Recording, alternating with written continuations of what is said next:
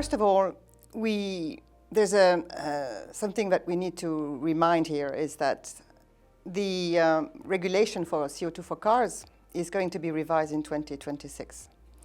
That's enshrined in the regulation, and it has to be reviewed in taking into account how much progress has been made by electric vehicles, taking into account the social aspects of this electrification, and also the Commission will have to put together a methodology to measure car emissions throughout the whole life cycle analysis of the car and the fuel. So with all this, it's not exactly clear as we speak what's going to happen as for the end of internal combustion engine is concerned. We don't know. It might very well be that there will be other cars like hybrid, plug-in hybrid cars or hybrid cars still on the market. So that's number one. Number two, if you consider all the new cars which are, as we speak, being registered in Europe, it's still today a big majority of these cars are internal combustion engines or cars with an internal combustion engines, which means that at least in 12 years' time from now, because the lifespan of a car is extending, so 12 to 15 years' time from now, these cars are still going to be on the market. So if we are to achieve our 2030 targets and beyond, then we need to have a solution to decarbonize those cars. And the only alternative for at least gasoline cars is to have, and is to use low-carbon liquid biofuels like bioethanol. So there is definitely a future, at least until these cars are going to be remaining on the market.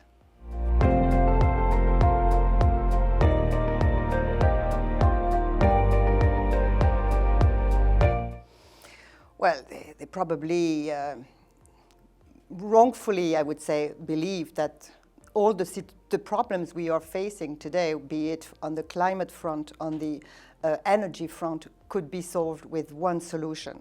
But the reality is that it's not so. There is a need for multiple solutions to respond to this climate and energy issue, without bearing in mind that we need to make sure that this transition and these changes are going to be socially inclusive. So when is the Commission going to revise and the European Union going to revise their position? Well, as I said, there is a revision of the CO2 for cars regulation in 2026. That's an opportunity for them to fine-tune, I would say, their legislation and make it more compatible with the reality.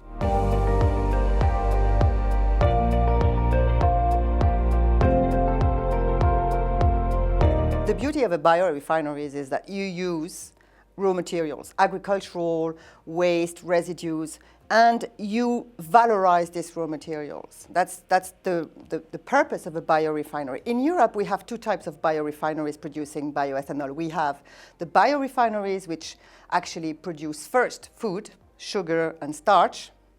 And in doing so, in valorizing the raw materials to produce sugar and starch, they also produce a whole range of additional co-products, including CO2, biogenic CO2, and high protein, GMO-free animal feed. So that's the first category of biorefineries. So it's actually food and fuel. And you have the second category, a majority actually, of biorefineries, which take the raw material, turn it into biofuels, bioethanol, and also generating those co-products I mentioned, CO2, biogenic CO2, very valuable product for the drink industry, but also the industrial applications, and of course, also generating high protein, GMO-free animal feed. So that's fuel and food. So either situation leads to a synergy between food and fuel, and no such thing as food versus fuel, which is completely ignoring the true reality of a biorefinery and the synergies that that is really at the core of the functioning of this kind of plants.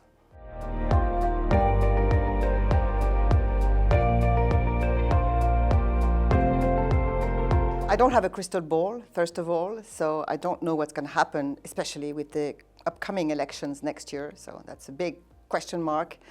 But yes, I think very deeply convinced that the European Union can achieve its objectives, its multiple objectives, reducing our energy dependency and reducing our CO2 emissions, but we will have to somehow change the way we function. You know, I believe that we need to have much more pragmatism in our decision-making process, looking at facts and science, and not let dogmatism in the way. Because when you take dogmatic approach, you are missing the point, I would say, and you are killing opportunities that are really at our disposal to act today, as we speak. You know, if you take an example, if I may, take the example of what we do in France with E85, you know, people don't have to necessarily change their car into purchasing an expensive EVs that they cannot afford, by the way.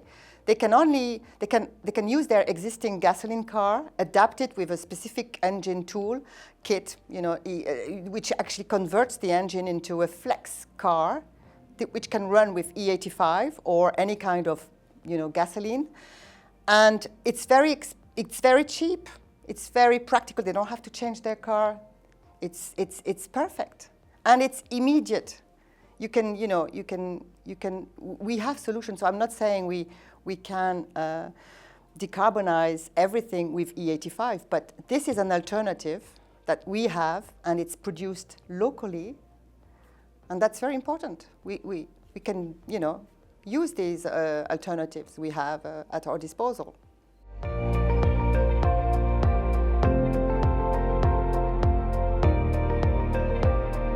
Well, it's a tough call, really. I don't know, because it can go either way. There's a lot of speculations out there. I don't want to get into that, because sometimes they are really wrong. So, but what I can say is the following, and that is actually something I can see or also observe from the recent elections in some EU countries, is that the more EU legislation is socially exclusive, and the more discontent citizens are. And that says it all.